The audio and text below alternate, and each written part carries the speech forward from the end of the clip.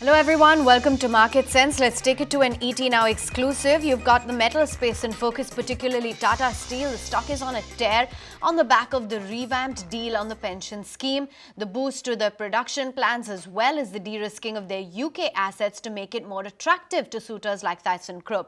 Joining in with us, we have a very special guest. We have Bimlendra Jha, CEO Tata Steel UK with us. Thank you so much for taking time out and joining in.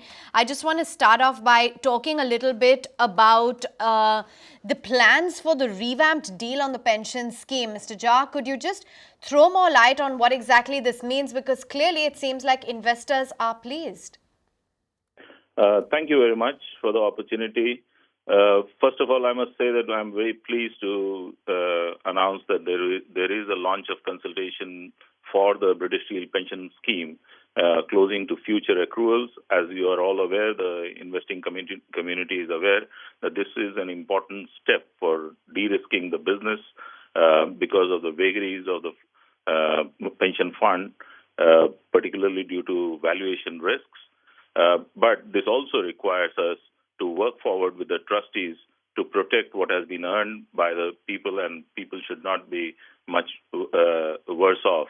And at least 50% of the pensioners out of 130,000 pensioners would have fallen into PPF with a worse outcome. And what we are trying to ensure is that they get a better outcome than what would have been available to them through the PPF route. I must also say that all this is subject to our delivery of the transformation plan that has been essential behind it to ensure the affordability for investing in the future. And of course, we have given certain commitments about operations of the blast furnaces, etc. But that is what essentially this whole thing is about. Mr. Jha, this is Ashwin Mohan here from the ET Now studios in Mumbai. Firstly, thank you so much for taking out time and speaking first and exclusive to us. Clearly, the markets seem to have reacted positively to this significant agreement that you have reached with the workers of Port Talbot. Your stock is up 4.5%. Could you tell us how this particular move in terms of reaching a middle ground with the workers helps to de-risk your company? And also, if you could throw some light on the changes made to the pension scheme, because we understand that the pension scheme was one of the main reasons why bidders were a bit uncomfortable. Okay, so thanks, Ashwin, for that question, because it is important for us to realize that de-risking of the business comes from several factors. One of the factors is, of course, the vagaries of the pension fund, which, when valued under certain set of assumptions, can suddenly cause huge variation in its future liabilities. And by separating the pension fund from the company, we isolate the company from the vagaries of those kind of valuations. And you would imagine that 130,000 members are currently being supported by around 10,000 active employees. This is an unbalanced situation and can put company at significant risk.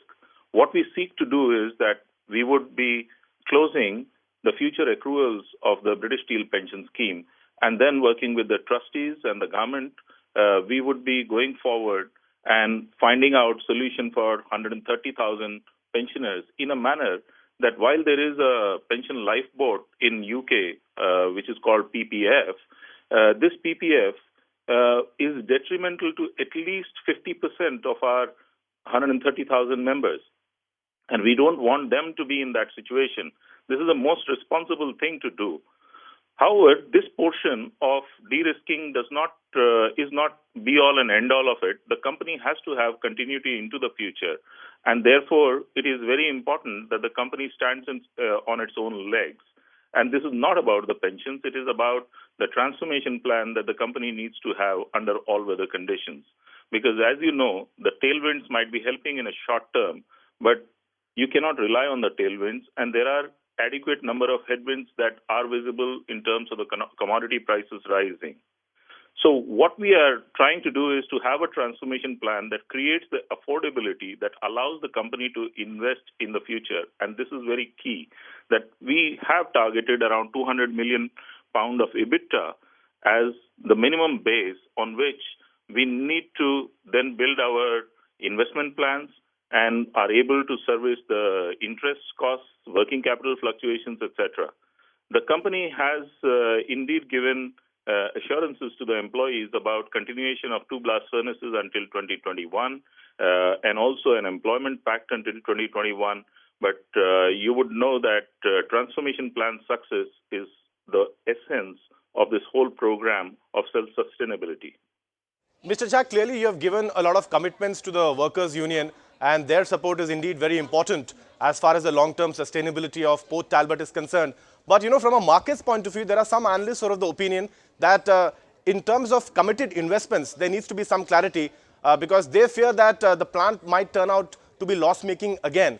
What do you have to say in that regard? What are some of the long-term investment plans that you have to keep the plant up and going, and also to ward away any market fears regarding the plant turning loss-making? Because at the end of the day, this is just an initial step, but there are many more steps that you have to take to make it continuously and effectively viable in the long term, Mr. Jha. You're absolutely right that there is that kind of a fear would be genuine, and particularly, as I mentioned, about the headwinds that are being seen. And therefore, it is extremely important to continue to work on the transformation plan, which is about a whole range of stakeholders who have to participate in order to make the turnaround possible. And just to give you an example, the Welsh government, yesterday we were there together with them, and they have reaffirmed their commitment towards investments in R&D, training, innovation, energy schemes, etc. And they have reiterated that. There is also support from employees in a big way on a transformation journey that allows us to get to that magic number of 200 million pounds of EBITDA that ensures under all weather conditions that we are able to afford the investments into the future. And as we keep on making those investments, they are value-creating investments, particularly in the downstream assets. As we invest more value for higher differentiated products, they are also likely to give us better platform than more commoditized end of the business.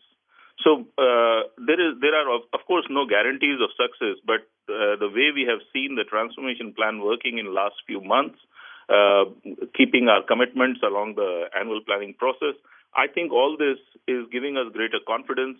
But in a market which is so volatile, the times that are so challenging, it is obvious that different stakeholders have to play their role, and we are lobbying with the British government together with all other steel makers to make sure that our energy costs, for example, are very high in UK compared to, let's say, mainland Germany.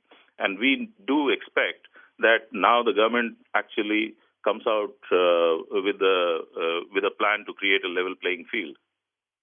Clearly, these are volatile times indeed for the entire steel industry. But if you could just give us a sense of what's the road ahead, what's the next step? Now that you have reached a middle ground with the workers, is this a done deal? Will this be put to vote at any stage?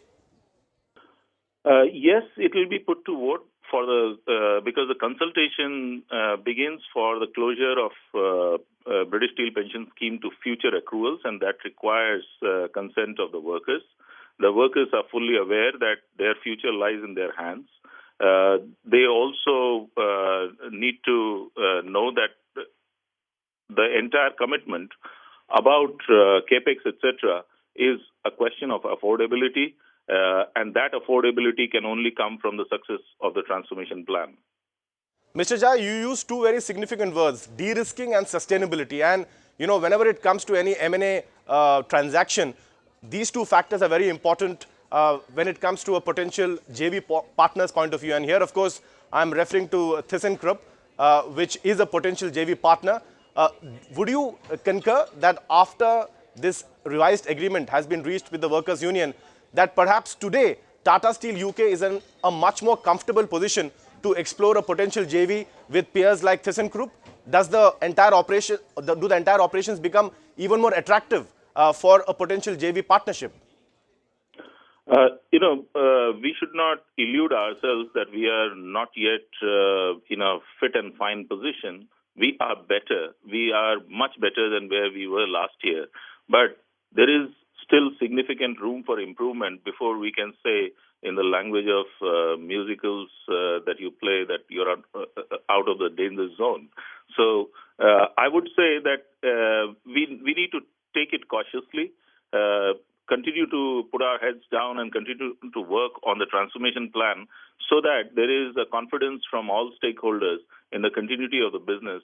And as you would be aware, that as a responsible citizen, Tatas always want, in the interest of the communities, to continue with the employment and the welfare of the communities. And that is only possible through sustainability. That is what we are working on. And I guess all other aspects of making yourself more attractive to a joint venture, etc., are merely corollaries.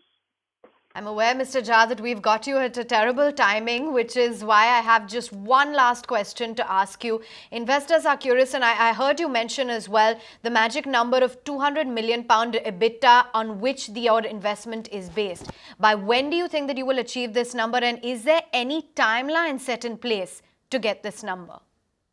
See, we are working constantly towards that timeline, and there can be an illusion with the tailwinds, but it is an all-weather EBITDA, and that is the target we, in a 1 or 2 year time frame, that we want to achieve. But our real target is to try and achieve a £300 million EBITDA in 3 to 5 years time frame, because that's when you are clearly out of the danger zone, and there is a return also possible for the for the investors. So it is very important to realize that self-sustainability is the key, but it is also a function of all stakeholders playing their part. All right, Mr. Jha. Thank you for speaking first and exclusively to ET Now, giving us all of the details on the company, some of the plans that you've undertaken. Find us on Facebook at facebook.com/ETNow, and don't forget to click the like button. You can also follow us on Twitter at ETNowLive. To stay updated with all our programming, hit the subscribe button on our YouTube channel by logging on to youtube.com/user/ETNow.